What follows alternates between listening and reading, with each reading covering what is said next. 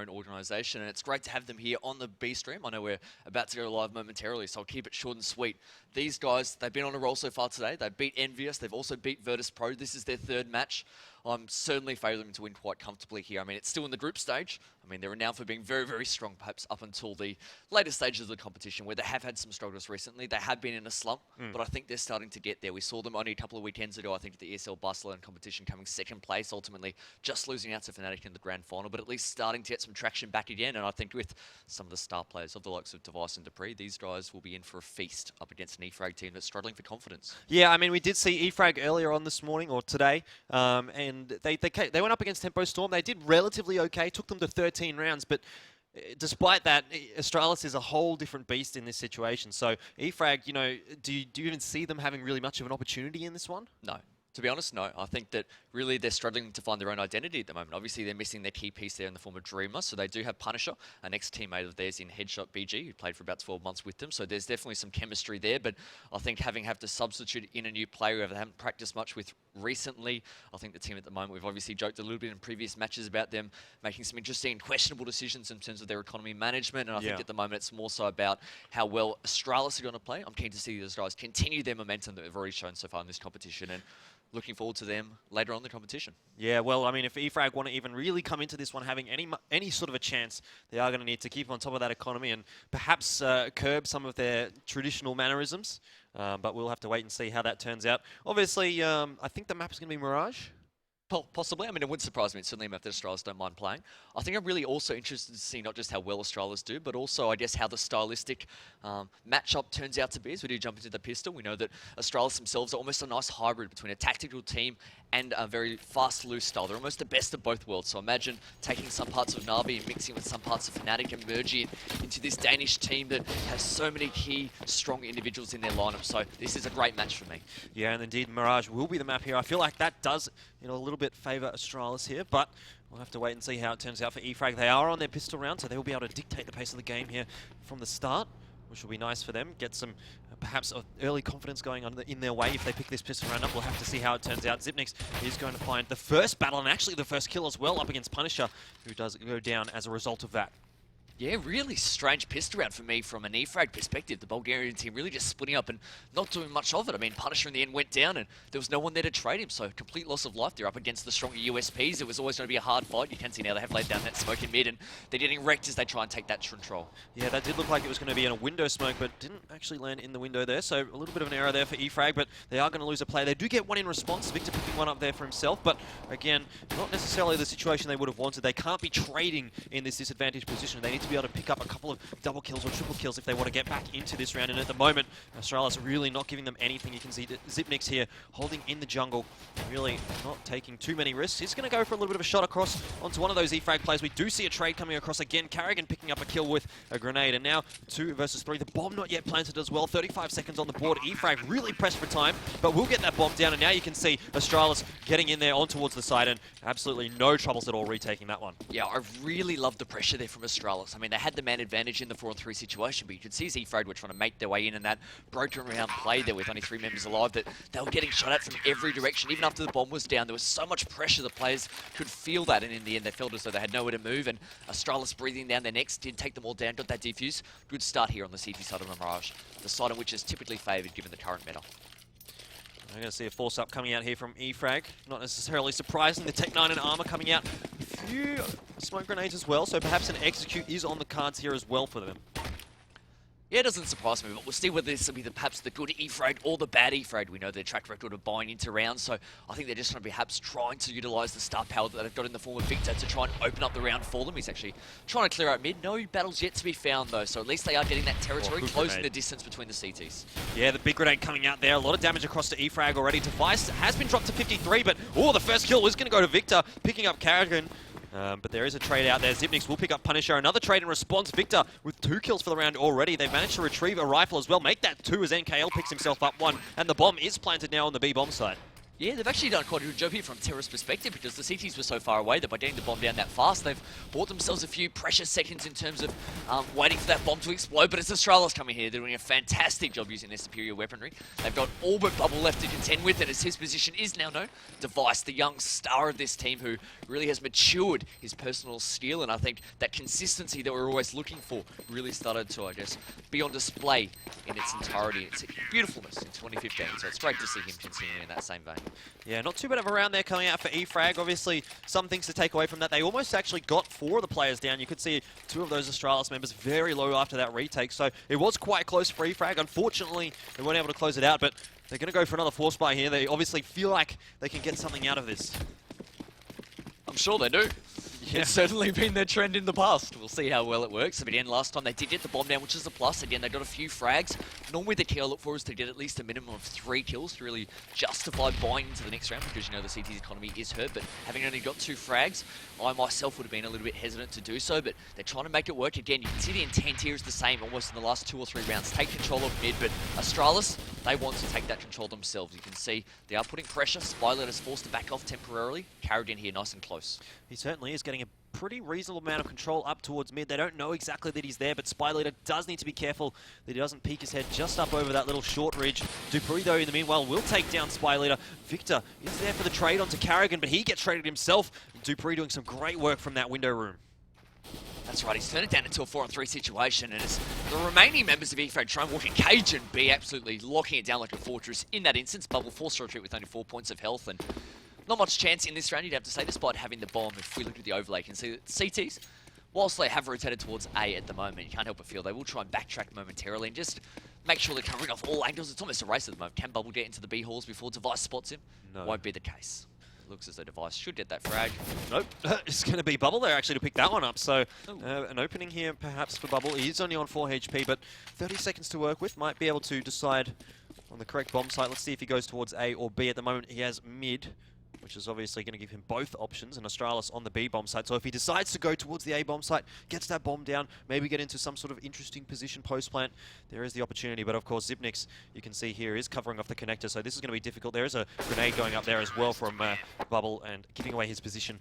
An easy frag in the end there for Zipnix. Yeah, I think that's the situation in the 1-on-2, obviously being on such low HP, limited, I guess, room to work with. I think that going for the plan and trying to come up with some sort of nifty hiding spot that no one's aware of in the site's always going to be a very tough ask. I think your best plan is perhaps just trying to get that frag, trying to catch one of the CTs out of position, turn it into a 1-on-1, and then in that situation anything can happen. But wasn't to be. Astralis continue on their merry way.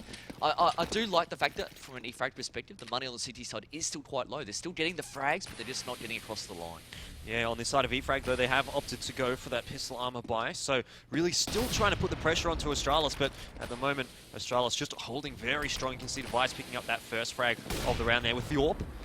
And E-Frag trying to make their way in towards the B bomb site, but really not doing a whole lot just yet. Spy Leader has spotted out Dupree, but he will get taken out as a result of that. Zipnix does manage to pick up Victor as well. That's the star player for E-Frag down, and now only 2 up against the 5 here for Astralis. This is going to be a fairly easy closeout here, you'd have to say, for Astralis, as Zipnix picks up the final kill of the round.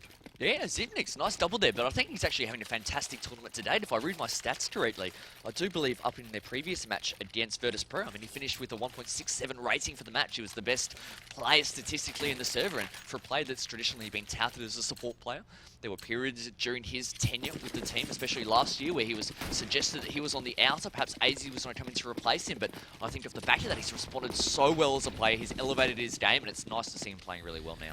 It's certainly doing a pretty good job here on this first map. 6-1 at the moment. Obviously, Astralis up 4 rounds as well, and this looks like it could be another one. Zipnix in a great spot to grab a good spray down, but not actually landing as many shots as he needed. Bubble will take him out. Device, though, is here stoic on that B-bomb site. Carrigan in as well for the backup to find a double kill. Bubble does manage to trade out Carrigan, but it won't be enough in this situation, as he's now found himself in a 1 versus 3, and Bubble, what can he do here? He's just going to try and find some kills with this deagle of his, but you can see Astralis, they're like a wolf pack, a prey, and that is going to be Bubble going down. I really regret talking up Zipnix after watching that round, to be honest. Well, I mean, he certainly didn't No, get what he all could have. jokes aside, he missed, but I think more importantly, he would have got a lot of information for his team. Something that's great about Astralis is the fact that they're often so fast to rotate and support each other, particularly against an opponent in which they consider themselves better. Yeah. I think that because they're so confident, they're very fast and dynamic moving around the map, so those rotations are on point. So as soon as Zipnix went down, his teammates were there to support him in the side. Ultimately, Astralis won with relative ease. Yeah, I mean, that is a really good point that you make, actually, because obviously you could see as soon as he went down, there was already those 2 players on the B-bomb site, so really no hope at all for E-Frag to get in there. It looks like they're setting up for an A-take here, so the smoke grenade's raining in upon that A-bomb site. Dupree in the sandwich, though, he's in a really nice spot to be able to find one. They actually haven't checked that. He's flashed out, but manages to find a kill through the flash, and he's going to get a second one as well. Hasn't been punished for it just yet either. He's still alive, finding a third and a fourth! That is crazy work there from Dupree. And E-Frag just crumbling on the offensive here. And why not finish it off in style? Actually, it's a headshot through the wall, so wow. Fantastic job there by Dupree, but almost inexcusable for me the fact that his presence went undetected for long, hiding in the sandwich area there. As soon as he made those first shots, I think that he should have been alert to the presence, obviously with the sound cues that were given up, but I think perhaps they had their own worries given the fact they had a few flash grenades blow up in their face. Fantastic work by Dupree, voted or ranked the number 12th best player in the world last year. Has been renowned as a fantastic entry freighter, doing a great job there, but has struggled with consistency. That's always the key with him. Yeah, but at the moment looking pretty consistent. 10-1 his scoreline. Obviously that last round helping out a little bit, and Astralis also looking quite consistent on their CT side, really not offering E-Frag much of a hope or even a sniff into any of these rounds at all. Yeah, and it's confusing to me when I watch E-Frag in terms of their structure and their identity. They're certainly a team that we know really back themselves as individuals and like to take aim duels, but when you see all of a sudden a very slow-paced round such as that with a heavy execute onto a site with no information, you can see that the execute itself was quite disorientated in the sense that they weren't checking all their angles. Dupree was able to get away with murder, literally, in that instance, got 5 kills. That's quite terrible in that situation, but I think for E-Frag, you then see them go back to this sort of slow-paced style. It's very confusing to me to watch them try and understand what they're trying to achieve. They are moving towards mid this round with at least 2 members. The other 3 are slowly making their way towards A, so perhaps trying to pincer the side, but Device shows no fear at all as he actually walks even closer towards the terrace using that orb, almost with shotgun prowess, as Victor does get the drop onto Carrigan, but Device, as we pointed out, was nearby, quickly gets the trade frag onto Spyler, and all of a sudden E-Frag, with that last frag, had this opening they were after. Yeah, they actually have a really nice positioning there on Victor. Despite being on that 4 HP, he's going to be on the lurk, and you can see him picking up Zipnix there, a crucial frag, able to stop that rotate from the B-bomb site. So now it's back to a 3 versus 2 situation. But as I say that, Dupree coming in on the A-bomb site will find NKL from Firebox. He pops the flash out there as well, has spotted out Punisher, and Punisher has no idea where he is, but he turns around and picks up the kill. And Victor, in the meanwhile, did find Cage and B, the first round on the board for E-Frag. Yeah, good late round execution there in terms of closing out that 2v2, but really sick play there from Dupree. I actually love the fact that he threw that flash and recognising that it would almost force any nearby enemies to turn around, actually jumped up and got that quick spot. So a great game sense there. Ultimately couldn't convert that frag, but you can see Astralis can obviously easily afford to buy into this round. I think they've actually got an AWP in the hands of one of their players, and without being able to see, I couldn't tell you, it is Device. The reason I couldn't say is because there are so many talented AWPers in this team actually. Device, Carrigan, Cajun, could have been any of the 3. All I knew is they had purchased one, but we'll see what he can do at the moment. You can see Astralis with their mid-presence very early on.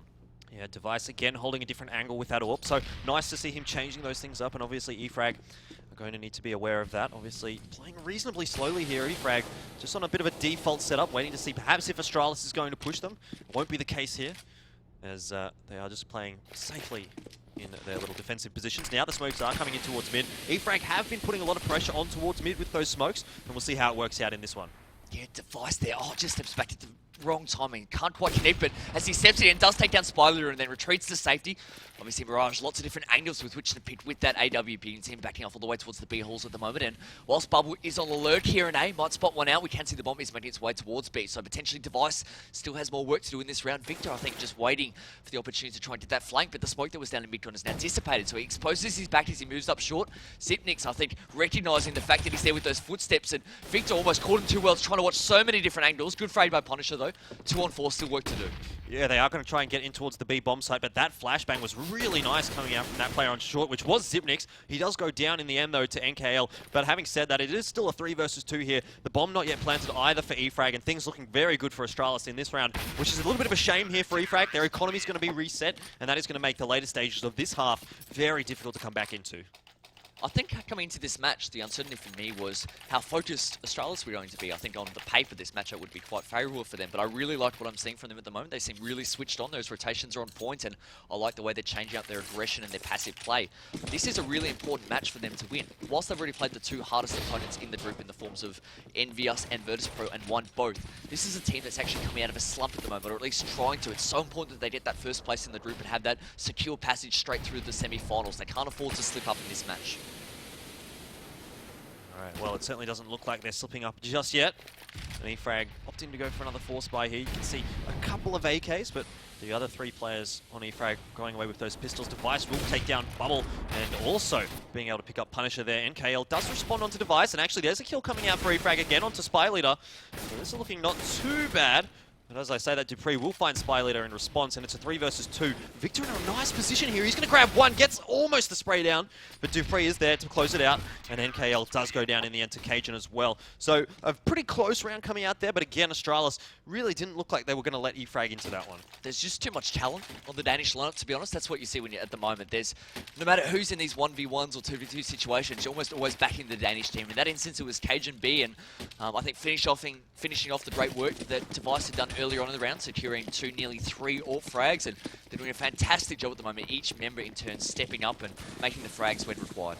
Alright, an eco round coming out here for E-Frag, and they're just charging straight into mid-con, and they do a little bit of damage actually across to Carrigan. He's going to go down, Bubble on fire, picking that one up. Actually, Dupree was the one he took out. Spy Leader took down Carrigan, but that's a good couple of kills there for E-Frag. Unfortunately for them though, they haven't been able to retrieve any of those rifles, and that's usually a crucial part of winning those eco rounds. Oh, that was a massive HE grenade as well. Victor copping the full brunt of that as he caught that with his teeth down to 12 points of health. But you're right, that's a really key component of this round. The two frags are not meaningless, but they certainly hold a lot less value in that instance, given what you just said. You can see Device has found one, but he's on very low HP, so you can see he needs to be very careful given the position of the terrorists at the moment. And I like this play, actually backing off through the vent, round to CT spawn, heading off towards that ticket box to keep that range in play. Cajun takes his place and should feast here as he does spot out the first, takes him down, and a couple more if he's a little bit more patient. In the end, Zipnix beats him to the punch.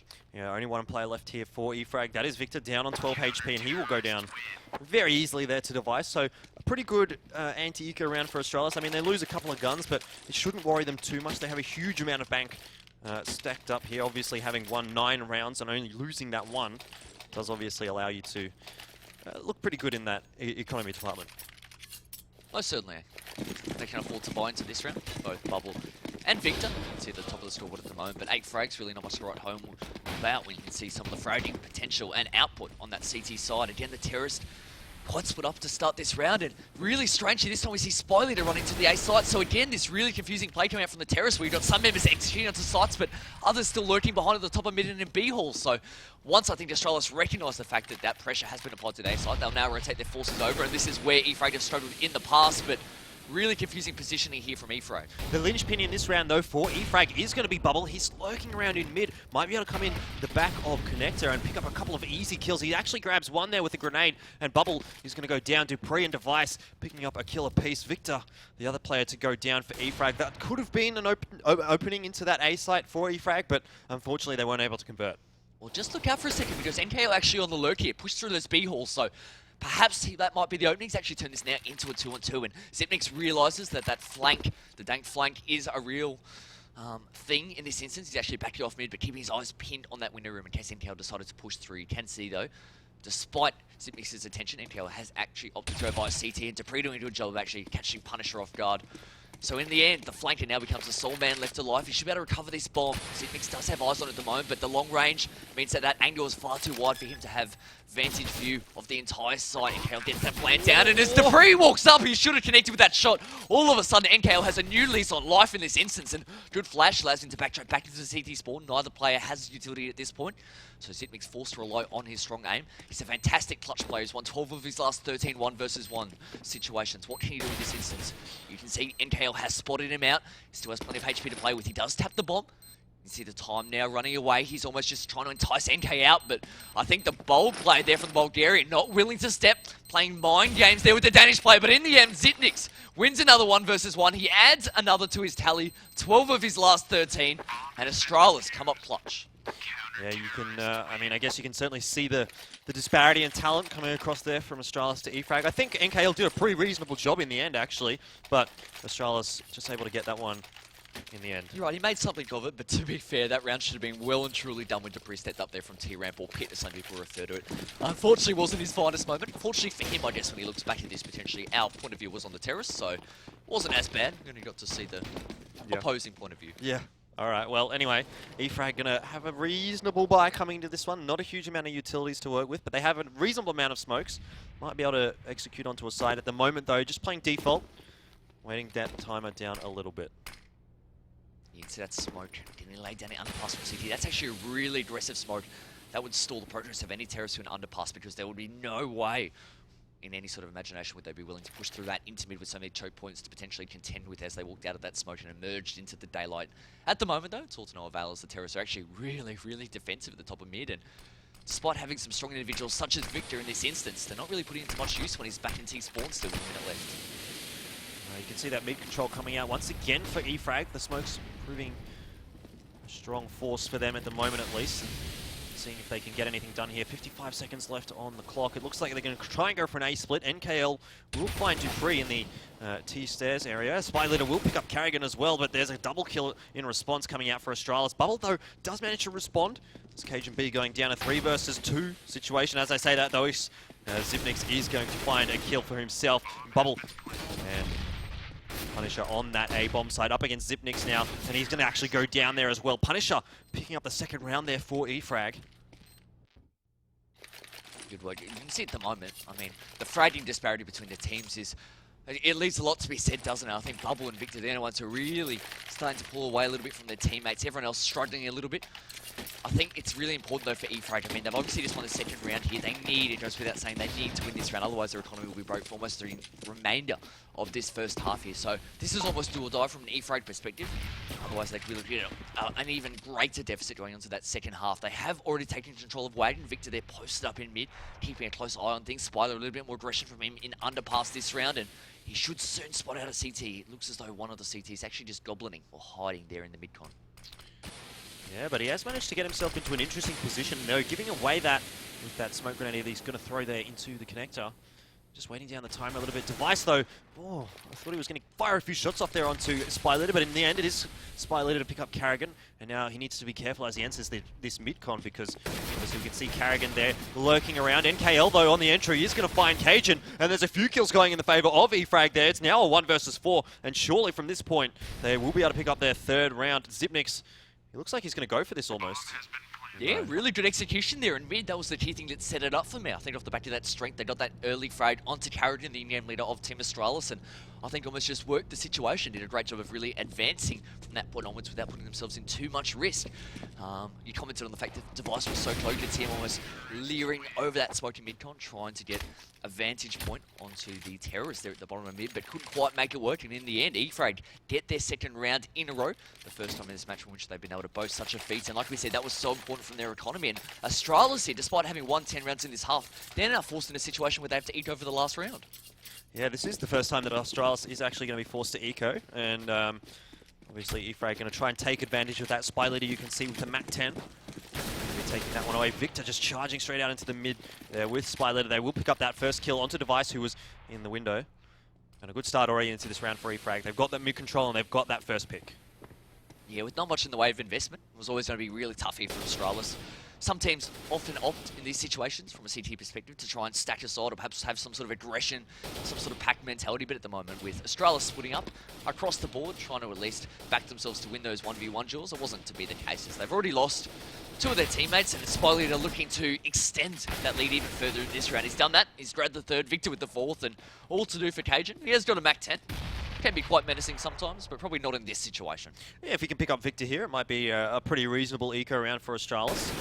See if Victor is going to be able to do anything about it. He does manage to take the duel, so this is a little dangerous here for E-Frag, but in the end it is Victor to close that one out. Victor's aiming style is something really unique to me. I've watched a lot of him play, especially in the recent Counterpit League and in the Ace of Predator Masters, and whilst he's an incredibly talented player, it's not as though he's just shooting heads all the time. It's not this sort of tapping mentality. He just has a really unique spray pattern and does a fantastic job in terms of the sort of mid to back end of his sprays in terms of getting the crosshair on the heads of the enemy. Great spray control and doing a good job at the moment for his team, but they desperately need this last round to have any sort of momentum going into the second half. Yeah, they certainly do. I mean, a 10-5 scoreline wouldn't necessarily be too awful here for the E-Frag guys, but 11-4, you're starting to lean a little bit more in the favour of Astralis. So, as you mentioned, a pretty important round coming out here for E-Frag. Not necessarily as important for Astralis, but here we go. Punisher will find a kill there onto Carragher. Now he's going to go for the challenge onto Zipnix, but Zipnix will close that one out. So, in the end, a trade in neither team's favour necessarily, but E-Frag probably will be reasonably happy with that, opening up the bomb sites a little bit.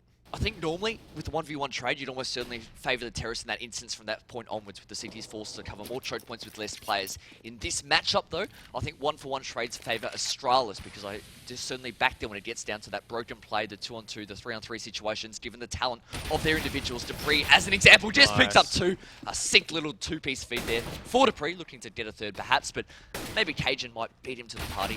As it is, all of a sudden, E-Frag have only one surviving member. Bubble in a 1-on-4. Yeah, he doesn't have the bomb either, and he's just getting slowly collapsed upon by Astralis. There you go, Device picking up that final kill, and 11-4, the first half scoreline in the favour of Astralis. A good half coming out from them on their CT side, but now need to back it up on that pistol round. Yeah, great half there from Dupree if you look at the scoreboard, finishing with 19 frags, 6 assists in the end, so he was contributing in all different facets of the game in that instance, and fantastic to see him on point. I think he and Vice are certainly the 1-2 punch in this team, and I think certainly a lot of expectations coming to this event from the public placed on these guys. They haven't had the best of run recently, whilst I did acknowledge their second place at the ESL Barcelona event. They bombed out, unfortunately, in a group of death at the Star Series finals in DreamHack Leipzig. They didn't have the best of form, so I think these guys are really happy at the moment with the way they're playing in this competition so far today, in the 2.5 maps with which we've seen of them. You can see they're very slow to start off this round, though. Yeah, no utilities brought up there by Astralis, so they're relying purely on their aim. Another actually on the E-Frag guys, they've all picked up armor as well. So interesting strategies coming out on the pistol round here. At the moment favouring E-Frag though, they've got that 2 versus 4 situation. Victor does manage to pick up Dupree there, and now going to go for the duel against Cajun. He'll win that one as well. So the pistol round importantly picked up here for E-Frag, giving them an opening into the second half, getting them, I guess, that little bit of momentum heading in towards it. All right, now we're talking. This is better from E-Frag here, getting the second half pistol. I will say, whilst that's really impressive for them to see, I'm probably never ever confident in terms of E-Frag being able to mount such a fantastic comeback in terms of their money management. You're always left in a situation where you don't know whether they'll be able to actually close out hearts with which they should. Certainly recently we've seen them lose some maps in horrible fashion, but I think at the moment, every round the better for the guys as they start to build up their confidence. They are playing with Punisher instead of Dreamer, and as Zipnix spots out the head there, that's a lot of information that E-Frag will be gathering with the fact that there is presence in the B halls, but crucially the bomb's still back in T-Spawn at the moment, so someone hasn't done their job. It's been left behind. No, well, it's Astralis here, just on the force up, seeing if they can get any quick picks here and maybe retrieve a rifle or something like that. This is the first kill going over to Carrigan with the Deagle there onto Spy Leader. They have some openings on towards the A-bomb side, especially considering Dupree will find Bubble. There is a response though from E-Frag. NKL will take down Carrigan. It doesn't really take too much damage for his troubles either, so we'll see if the guys from E-Frag can hold on to this A-bomb site. The rotate coming across. Really, really worrying position here for the CTs with Dupree there in that jungle. You can see at the moment he's almost just distracting Victor, not committing to the fight. In the end he does take him down, but he was serving just as good of a purpose just by keeping him busy, and in the end the 7-bullet Deedle spray not rewarded for the fact that the crosshair was on him the entire time, but dearie me, the CT should have capitalised in that instance and punished him, but pun not intended. Dupree there in that instance, lucky to get away with murder. I think though, that's probably justifiable given the fact that he whiffed a little bit in the first half. Let's recall that spray there at T-Ramp in the ace site, so I think he'll be saying that that's probably due justice. Yeah. Alrighty, so a little disappointing there for E-Frag not being able to close out that anti-eco, but of course they have forced up here, and they're going to try and do back to Astralis what was done to them. Whether or not that will be the case is an important part now for E-Frag. Obviously, they don't have a huge amount of rounds to play with, and Astralis looking keen to close this one out as soon as possible. Dupree has lost a fair amount of HP, but he'll get out alive. And they're going to smoke off the apartment area, and looks like they're going to rotate across towards A. Yeah, at the moment, I think it's just that sole member in Shadow there at the A site, so NKL has a lot of responsibility on his shoulders, but he does have armor and a 5.7, so that's an extremely dangerous weapon, particularly with a fast rate of fire in the 20 bullets, and spots out Cajun there, and I'm not sure why Cajun didn't hear those footsteps as he landed on the ground, but in the end, good work there by Device having the peace of mind to check in Shadow. Zipnix ultimately capitalised off the back of that information fed to him. You can see the frags going the way of the Danish team at the moment. Victor, the last member left alive, a nice headshot there from Bubble along the way, but all of a sudden his teammate now has to clutch this situation and spots that one member there up on the balcony. Cajun gets the job done from long range using that 8 out of full effect. 13-5, Astralis pulling away. All right, surely we're going to see an eco coming out here from E-Frag. Seems like that is going to be the case. Just a couple of pistols being invested in there, which is good to see. So they're going to allow Astralis to get to that 14-round mark and then see what they can do from there. That's right, they're heading out of spawn now. Astralis actually sending 3 members, make a fall towards that A site very early on. So I think off the back of keeping those SMGs, perhaps trying to bring a little bit more aggression into this round and harness the potential money bonus that those SMGs can provide. Obviously the $600 have could be coming their way. Could they get that SMG in the face of these CTs? And Carrigan with an SMG of his own actually hits a lot of information as CT starts swarming up mid. So what can he do? He does get the first, but in the end that's all he can manage. So he'll have to make do at least until the next round. Device trying to come to his aid, but got to the party a little bit late. It's not going to matter in the sense of the overall round. This will certainly be going Astralis' way, but Bubble here, trying to perhaps have the last laugh in this round. Does take down Dupree, but that's all we hear from him, laughing-wise, until he starts choking there as he dies, literally at the top of mid. Well, that was a little bit morbid, but now E-Frag are going to be able to invest reasonably well into this round. They've got the smokes that they're going to need, but really short of that, no Molotovs, and only a couple of flashbangs to work with as well. So just looking a little bit short on those utilities. Astralis, of course, looking fantastic in their buy. Although Device still sticking with that UMP. That's right, you can see Dupree actually trying to make some presence and distraction at the top of mid here at the moment, but it's all a ruse as they do actually execute onto that A side of Astralis, and Zipnix has found that first frame, making it a double, so the support player at the moment is doing absolutely ham for this team, picks up a triple for himself, and really they've now got, or at least they had control of the A bomb site, but I think on the back of Dupree's supreme positioning here, that bomb actually falling back through T-Spawn, on its way back towards that B side, which I think Dupree recognises now is empty.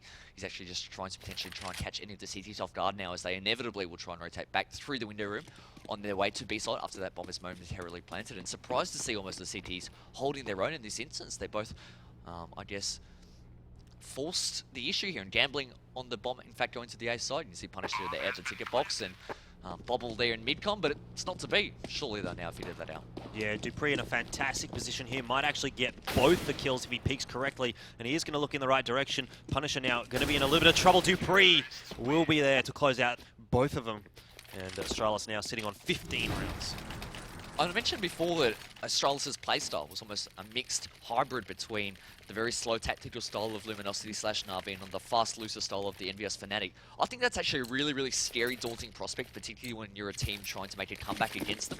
Because from an E-Frag perspective, there's just so much that you have to almost protect against. You don't know what to expect from them, as opposed to perhaps a team that has one playstyle with which they're more comfortable. So at the moment, E-Frag are really up against it, 10 match points, and not much of a buy to really defend with. Yeah, certainly not looking too good for them here.